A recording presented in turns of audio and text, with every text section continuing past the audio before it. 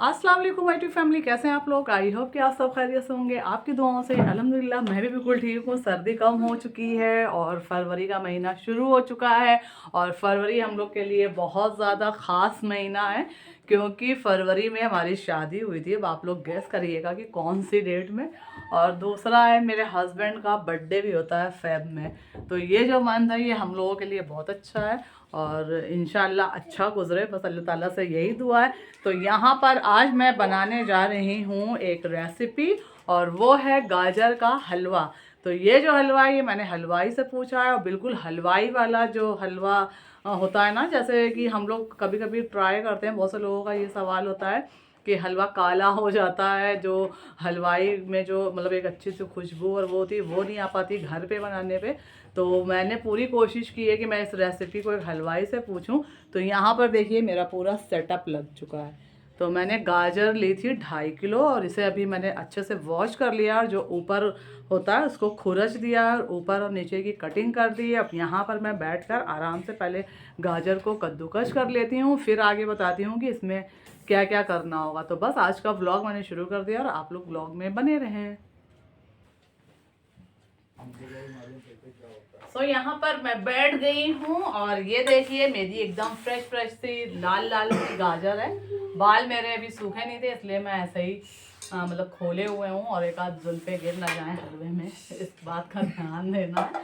तो ये देखिए ये है मेरा बड़ा सा कद्दूकस और इसी भगोने में मैं बनाऊंगी। तो मैं इसी में रख कर करूँगी ताकि गाजर मेरी इधर उधर ना हो।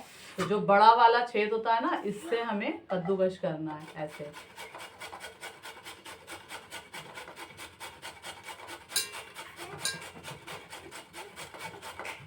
ये अभी देखते हैं इसमें कितना टाइम लगता है हम लोगों को गाजर कद्दूकस करने में।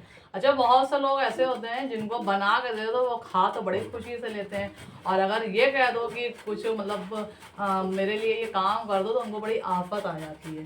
तो मुझे तो बिल्कुल भी नहीं अच्छे लगते और मैं तो कोशिश भी नहीं करती हूँ कि हाँ मैं किसी से अपना काम करवाऊँ। अभी सुबह से मैं काम में लगी हुई, इस वक्त 3 बज रहा है और 1 मिनट के लिए भी मैं बैठी नहीं, मैंने कोई रेस्ट नहीं लिया है। और क्योंकि सारे काम खुद से ही करने हैं तो ऐसे तैसे करके मैनेज करना पड़ता है। तो यहाँ पर मैं जल्दी जल्दी अपनी गाजर कस लेती हूँ, फिर आप लोगों से मिलती हूँ। ठीक। तो ये मेरी गाजर छिल के रेडी हो गई है और इतनी गाजर छीलने में हम लोगों को 15 मिनट लगा है। तो मैं इसको रख कर आती हूँ किचन में और फिर यहाँ का जो सामान है वो हटा कर रखती हूँ, फिर मिलती हूँ। ठीक।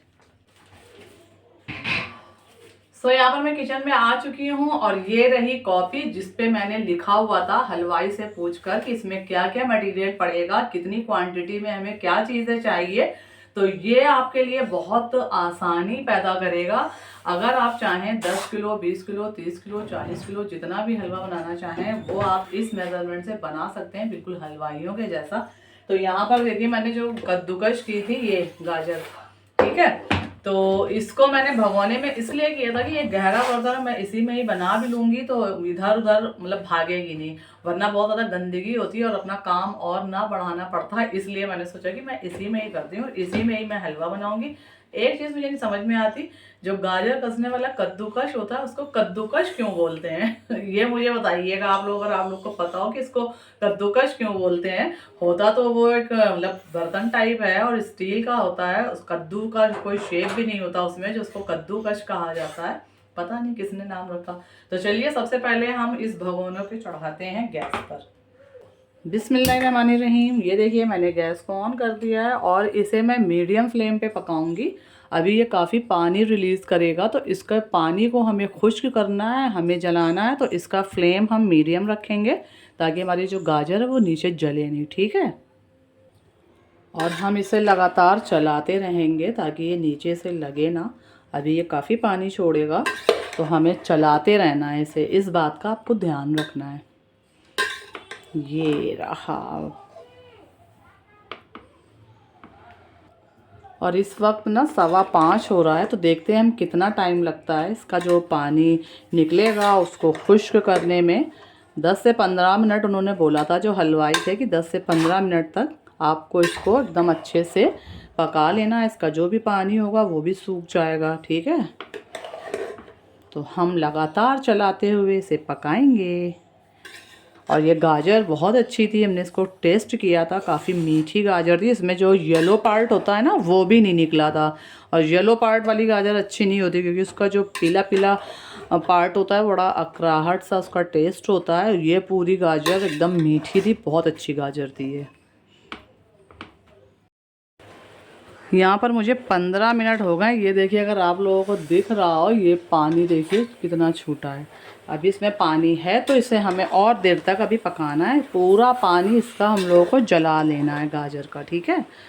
और 15 मिनट हो गए, अभी देखते हैं इसको कितना टाइम और लगता है।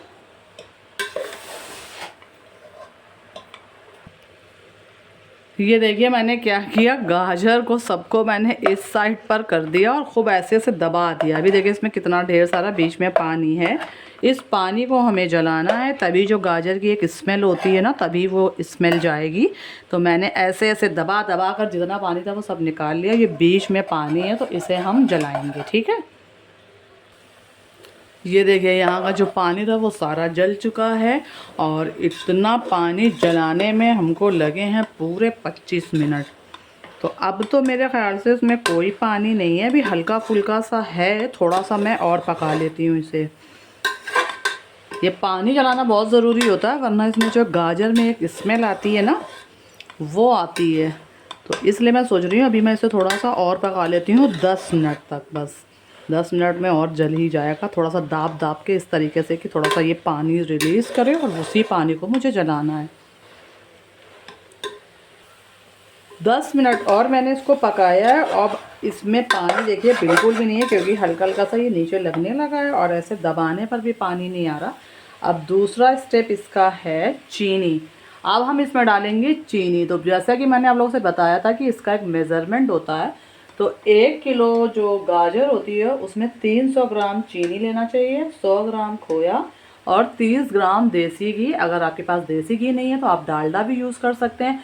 तो मैंने यहाँ पर ली है 600 ग्राम चीनी क्योंकि मेरे हस्बैंड को थोड़ा सा मीठा कम पसंद है।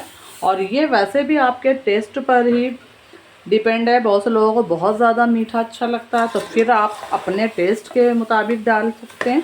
वैसे मुझे कम मीठा चाहिए था और इसका जो मेज़रमेंट है मतलब राइट वाला उसमें यही है कि 1 किलोग्राम में आपको 300 ग्राम चीनी लेनी है।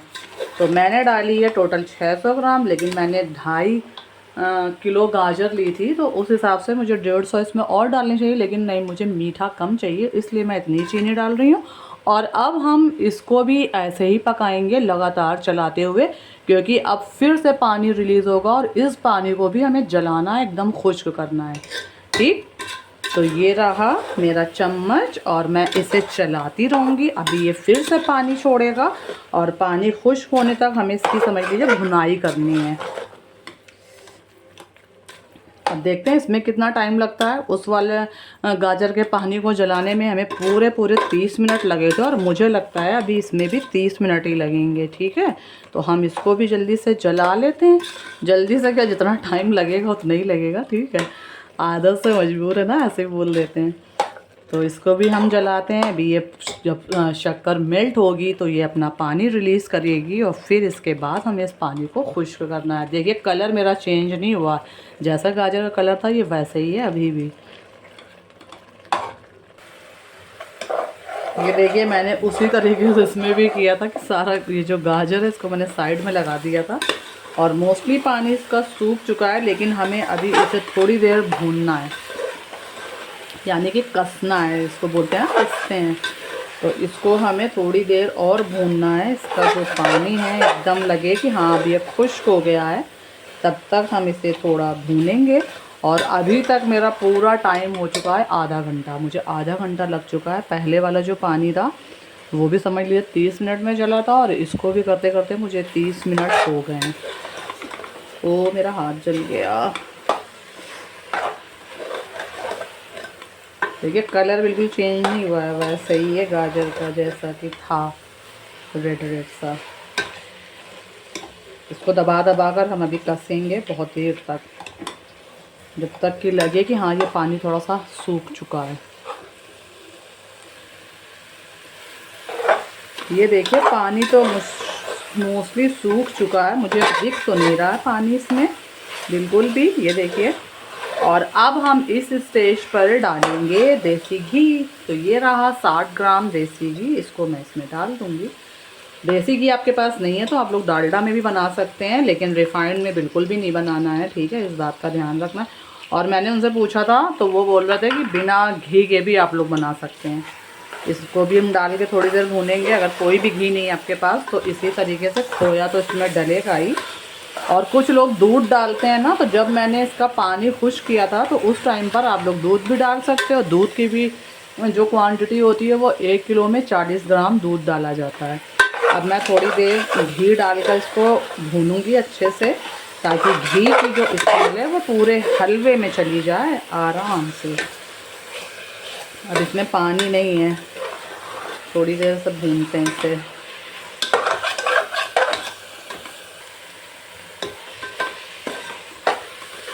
तो ये मेरा भून चुका है। अब मैं यहाँ पर डालूँगी थोड़े से ड्राई फ्रूट्स। ड्राई फ्रूट्स तो भाई आप अपने मुताबिक डालिए, जिसको जैसा सहूलत हो, जिसके जैसा बजट हो, उस हिसाब से। मैंने 1 कटोरी में काजू मैंने ज़्यादा लिए थे, बादाम, मुझे गाजर के हलवे में काजू ज़्यादा पसंद है। और ये रहा मेरा खोया।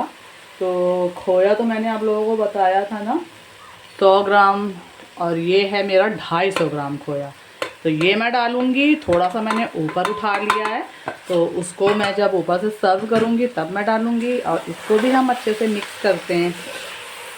ये देखने में तो बड़ा लाजवाब लग रहा है जी, बस कोई खाए और उसको अच्छा लगे तो मेरी जो मेहनत है ये सफल हो जाए। अभी मैं टेस्ट करूँगी, फिर आप लोग को बताऊँगी कि कैसा बना है। झूठी तारीफ़ नहीं करूँगी मैं, जैसा बना होगा वैसे ही बताऊँगी।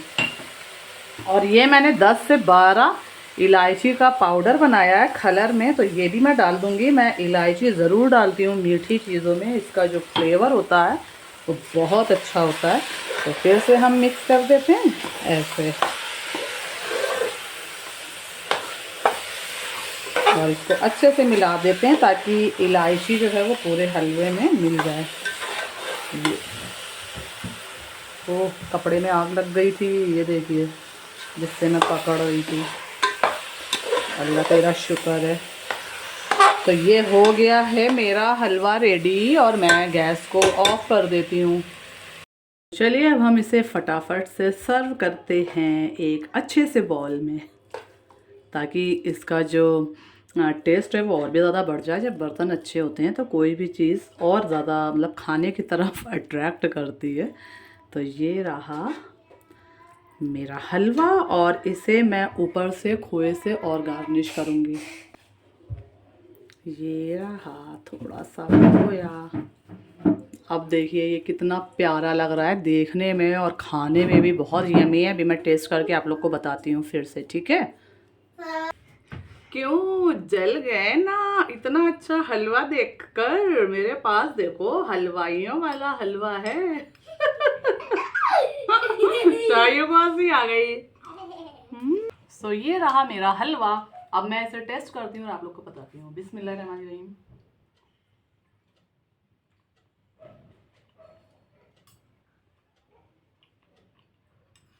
लग नहीं रहा है कि मैंने बनाया, मुझे लग रहा है कि ये हम लोगों ने बाहर से मंगवाया है अभी, जहाँ से ये लाते हैं। और आजकल तो कितनी महंगाई है, हर चीज़ कितनी महंगी है। 1-2 बार मैंने मार्केट से मंगाया था तो ये बता रहे थे कि 800-900 रुपये किलो मिलता है। शायान को देखिए, इनको बहुत अच्छा लगता है गाजर का हलवा।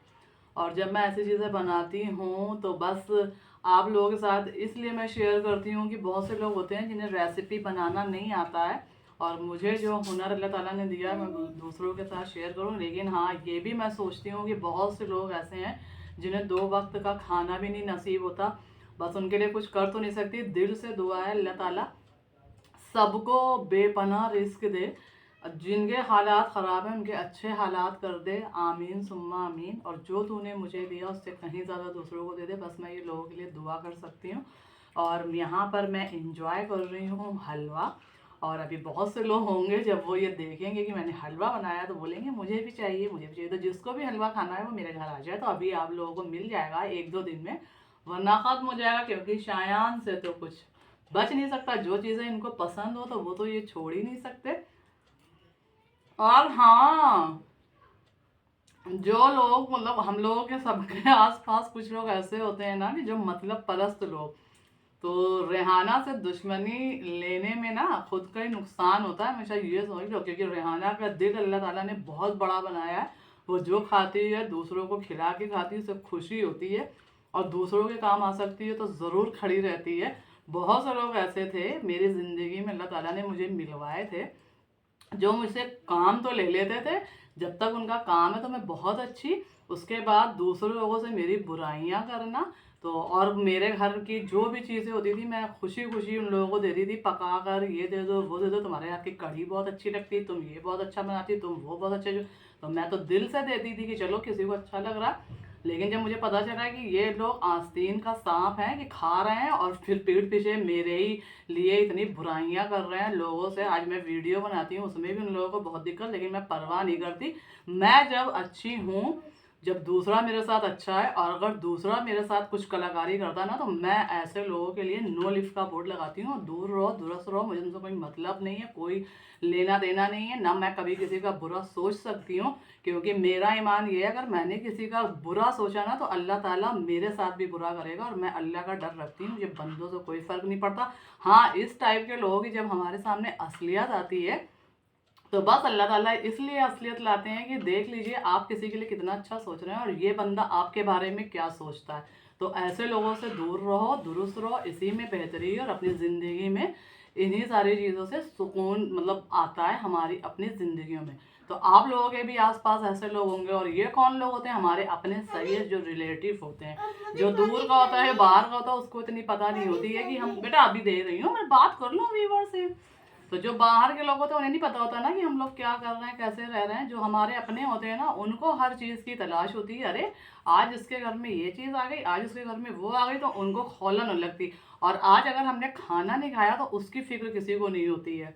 तो ऐसे लोगों से तो अल्लाह ही बचाए, इनसे बहुत दूर रहें। और मेरा दिल अल्लाह ताला ने क्या बनाया ये मैं जानती हूँ। मुझे लोगों की तकलीफ देखकर मुझे एहसास होता है, और किसी भी लायक मैं हुई और उनके काम आ सकती हूँ तो बेझिझक मैं करती हूँ। मेरे पास अल्लाह ताला ने हुनर दिए हैं, कपड़ा सिल के ने से लेकर हर एक चीज़। और अगर कभी किसी ने मुझसे वो चीज़ कही है तो मैंने किया है। लेकिन हाँ, एक चीज़ है, मैं ये बात बोलूँगी कि आप लोग देखते होंगे कि मेरा पूरा दिन काम में चला जाता है, मुझे बिल्कुल भी टाइम नहीं मिलता। एक सेकंड में आ रही है, इसको पानी दे दूँ, बीच में डिस्टर्ब कर देता है। ठीक, हाँ, तो मैं आ गई शायान को पानी दे। मैं क्या बोल रही थी मैं भूल गई। हाँ, ये कि बहुत से लोग ऐसे हैं, मतलब मेरे अपने हैं, मेरे मिलने जुलने वाले हैं, तो वो लोग मुझसे बोलते हैं कि आप मेरा ये काम कर दीजिए, ये मुझे सिलाई नहीं आ रही, ये कर दीजिए। और सबको पता है कि मैं बिल्कुल अकेली तन्हा हूँ, मेरे पास एक छोटा सा बच्चा है, इसके भी ढेरों काम है, और मैं अपने मोस्टली काम मैं खुद से ही करती हूँ। तो आप लोग समझ सकते हैं कि मेरे पास टाइम निकालना कितना मुश्किल होता है। तो जो मेरे काम होते हैं, अगर मैं अपने सूट की कोई स्टिचिंग कर रही हूँ तो मैं तो इसलिए कर रही हूँ ना कि मेरे कुछ पैसे बच जाएंगे, वो पैसे मेरे किसी और काम में आ जाएंगे। अब मैं सबका तो नहीं कर सकती ना, तो उसमें लोगों को बुरा लग जाता है। और मैं ये सब काम नहीं करती। मुझे अगर कभी भी किसी का कोई काम अच्छा लगा तो मैं ये सोचती हूँ कि लो मैं इससे ये चीज़ सीख लूँ, ये हुनर ले लूँ। और हुनर हमेशा लेना चाहिए, ये ताउम्र लेने वाली चीज़ है, और कभी शर्म नहीं करनी चाहिए। और मैं, मुझसे कोई बोलता है कि आप मुझे ये सिखाते हैं, मैं बिल्कुल तैयार। लेकिन हाँ, मैं किसी का कर नहीं सकती भाई। जो भी ये चीज़ देख रहा हो वो समझे मेरी सिचुएशन को, क्योंकि मैं अकेली हूँ और मेरे पास कोई भी नहीं है जो मेरी हेल्प कर सके। और इसीलिए मेरे पास टाइम बहुत कम रहता है। मेरा पूरा दिन, आज का दिन आप ये सोच लीजिए, जो मैं सुबह से लगी हूँ मुझे अभी तक फुर्सत नहीं मिली है। इस वक्त 6:30 हो रहा है और अभी तक मैं सुबह से मुसलसल काम कर रही हूँ। शायान स्कूल से आ गए, इनको नहलाया, मैंने नहाया, घर की साफ़ सफाई, जो भी काम है, खाना बनाया, उसके बाद गाजरे घिसी। गाजर का हलवा बनाना आसान तो होता नहीं है, मेहनत लगती है, इसीलिए लोग कचकते हैं कि चलो बाहर से। लेकिन बाहर से ये होता है कि महंगा पड़ता है, अगर हमने घर में वो चीज़ बना ली तो थोड़ा कम दामों में और अच्छी चीज़ मिल जाती है। तो बस आज का जो व्लॉग है वो मैं यहीं पर एंड कर रही हूँ। बहुत ज़्यादा बातें हो गई। व्लॉग अच्छा लगा हो तो लाइक करिएगा, शेयर करिएगा, मेरे चैनल को सब्सक्राइब करिएगा। अब मैं चलती हूँ, नेक्स्ट व्लॉग में इंशाल्लाह फिर मिलूँगी। तब तक अपना ख्याल रखें, दुआओं में याद रखें। अल्लाह हाफिज़।